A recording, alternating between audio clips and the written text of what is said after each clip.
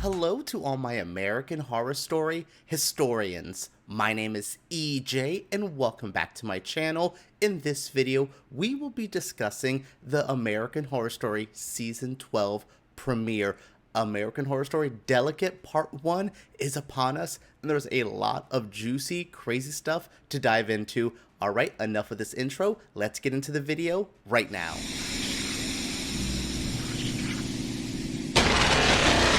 A real quick thing, sorry that this video is coming up a bit later than I usually try to get my American Horror Story reviews up to everyone, but I was up late last night doing a live stream where I talked about this episode. I got into a lot of my initial feelings, but now I've had the chance to sleep on it, think about it a little bit more, and my feelings are mostly the same. I actually liked this episode. I just think it missed a wow factor, something to really hook us in. If I wasn't an American Horror Story diehard, or if I didn't have a good idea that this was going to get pretty wild and wacky as it went along, I wouldn't have been initially as hooked in. It lacked a je ne sais quoi. It lacked something really memorable. It's a good episode though. Like, the cinematography was really strong. The acting surprised me. I like the story where it's going, even though this is definitely a slow burn. There's just a lot of things working for this episode, not against it. I mean, the outside world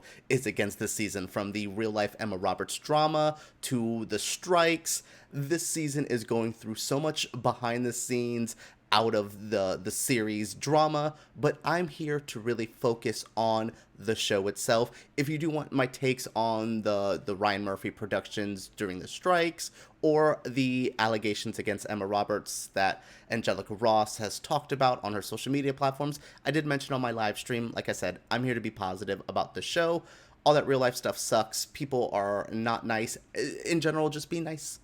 Be good people. Be good people. That's all I want from my American Horror Story historians.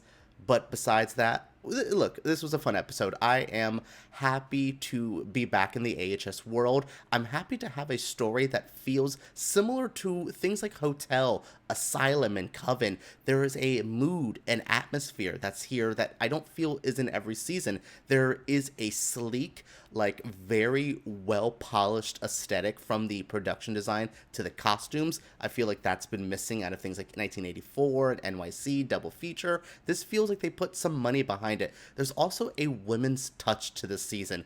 It's refreshing. I think the conversations, the overall theme of, like, do you want a baby or do you want a career?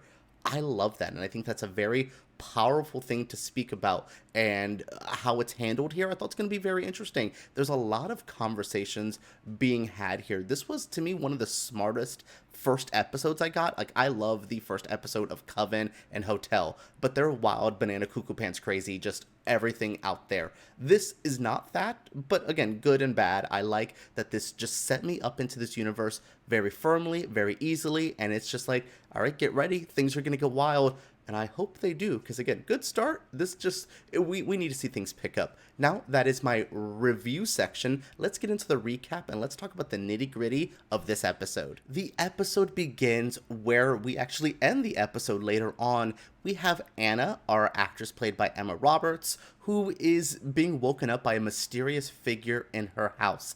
It's terrifying her. It scares her enough that she's, like, running around. Her very confusing layout of a house. Oh my goodness. Again, I like the production design, but this house gave me anxiety. I'm like, where is the rooms? Why is this hallway so long? It's such a weirdly constructed house, and it plays into the very, like, woke up from a dream. Is this a dream? Is it a nightmare? Is it real? It really played into that, and I thought this intro was strong, but we get a 1 week earlier card, and we kind of figure out where we got there. We see, like, a sonogram ripped up. We see some, what we think is blood on the floor, but our 1 week earlier kind of shows that's maybe not exactly what we think it's going to be. So Anna is trying to go to an appointment to have some IVF done.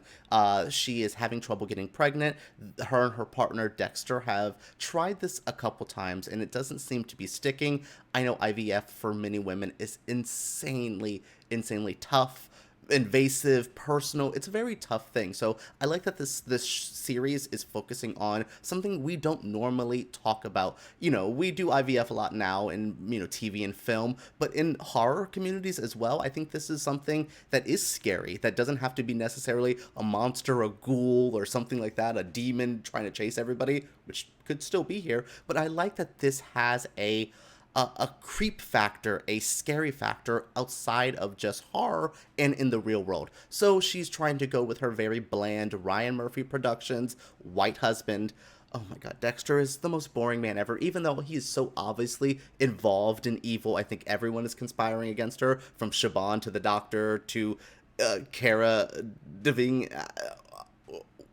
Who's good in this season? Who's going to be the good person? Because it doesn't feel like anybody at this moment. So they go to an appointment. She's talking to a doctor.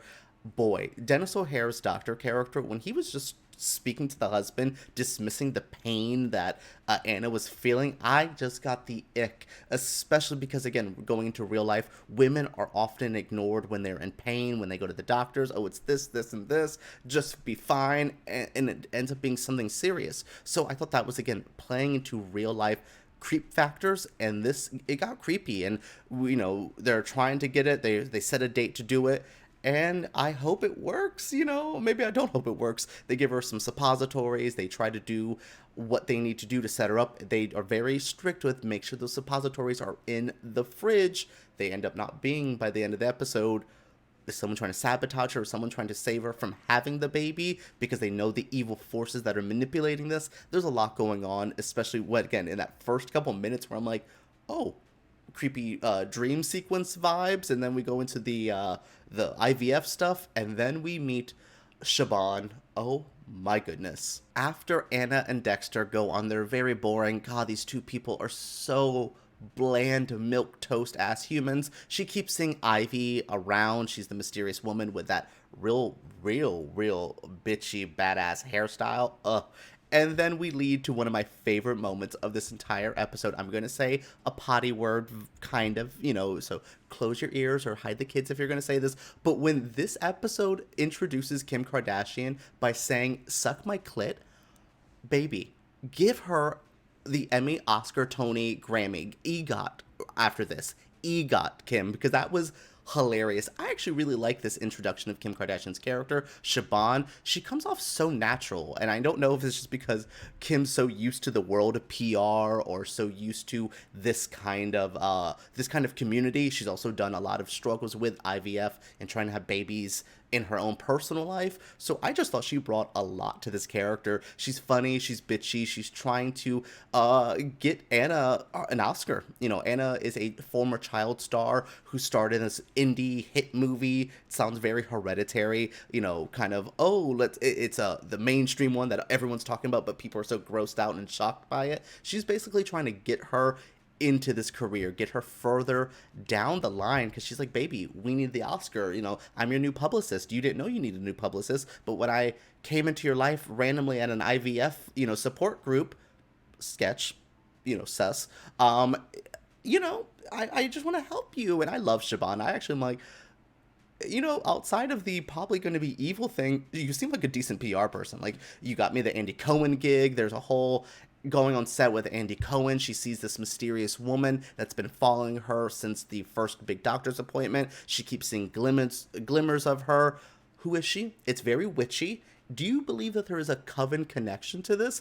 I keep saying that this is going to be a continuation after Apocalypse, where we have to find the new Antichrist because we got rid of Michael Langdon, so we need a new Antichrist. And these people are giving me very, the cult that was there in Apocalypse, the Satanist people with Anthony or whatever, LaVey or whatever. Yeah, it feels very much in that vein. It could not be. It's probably its own separate thing, but I just got a feeling, and it just feels so heavy. We feel Anna feeling watched and uncomfortable at all times, and Shaban's like, girl, just focus on what you need to focus on. We're trying to focus on work, but you're trying to have a baby, and there's a common theme of trying to schedule this baby's appointment to get the stuff inserted and do all that jazz.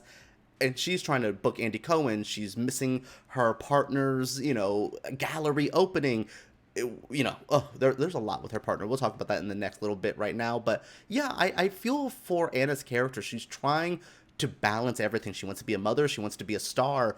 It's hard, and the universe seems to not want both, and it seems like some outside forces are really forcing it to happen. Throughout this whole episode, we keep hearing about Dexter, Anna's husband, his ex-wife named Adeline. Girl, I don't care about the age of Adeline. I need you. I don't care about the storyline. It better connect very heavily into something. She better still be around. Maybe she's that one mysterious artist lady. Is she the one weird witchy lady who aged? I have no idea. But why do we keep talking about Adeline in this episode?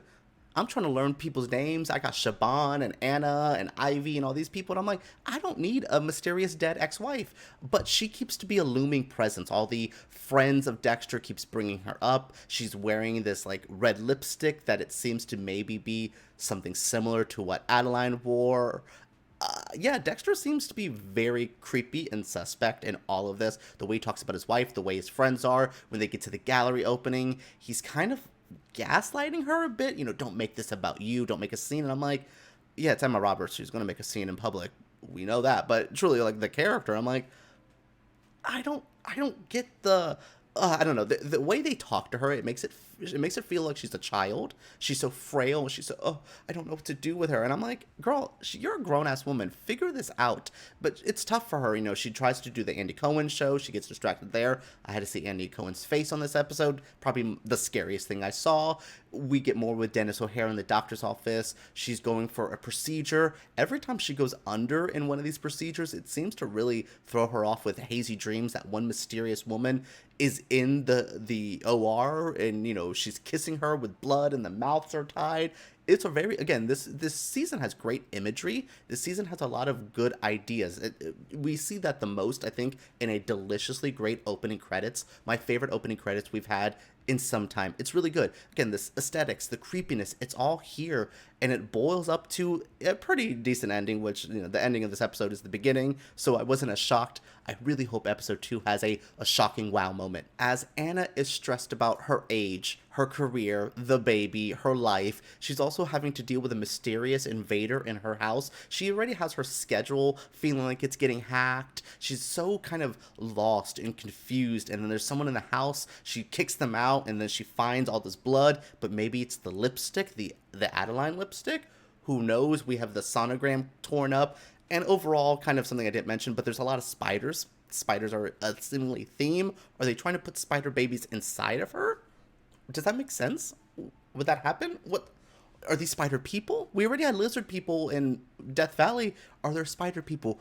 What's going on? So there's a lot of mystery still to be here. Again, I didn't think this first episode was oh my god, this was the craziest, most fun episode I've ever seen, but I definitely think it sold what it needed to. This ending got me intrigued. What's gonna happen? Who's evil? Who can I trust? Are these mysterious people like Ivy and that one, hooded lady, are they evil? Are they trying to help Anna? What's going on? Like, is the doctor people, is it like witches versus science again? We've done that before. I love that. That was a really good topic in one of the American Horror Stories, the one with Cody Fern. It was the plague stuff, and there's a lot of science and the cures for things. I really am intrigued of what the battle is going to be. What's the main, who's the foe? Who's evil? Is it just the doctors? Is it the husband? Is Anna evil? Who knows? I'm curious though. This episode definitely got me intrigued. Again, not one of my favorites, but it hooked me in enough. Well, everyone, that is it for my very first review of American Horror Story